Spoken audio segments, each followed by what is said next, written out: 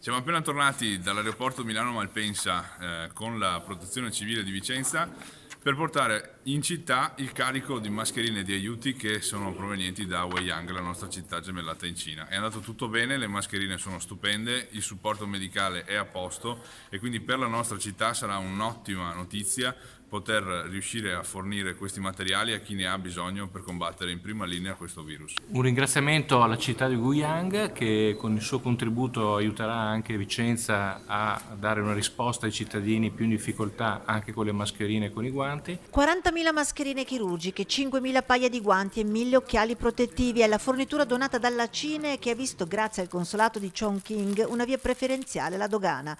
Il materiale ora sarà diviso tra l'ospedale San Bortolo di Vicenza, dove sono già arrivati gli occhiali, i volontari dell'ANA, la protezione civile, la polizia locale, ma anche i lavoratori di SVT e AIM e una parte andrà a chi ha fatto richiesta di buoni spesa, quasi 2.200 le famiglie che ne ha fatto domanda. Materiale che si somma alle 250.000 mascherine, 5.000 pacchi di alimentari e le oltre 6.000 uova che la protezione civile sta distribuendo alla cittadinanza dal 14 marzo ad oggi. Un grande impegno che non deve essere vanificato ora.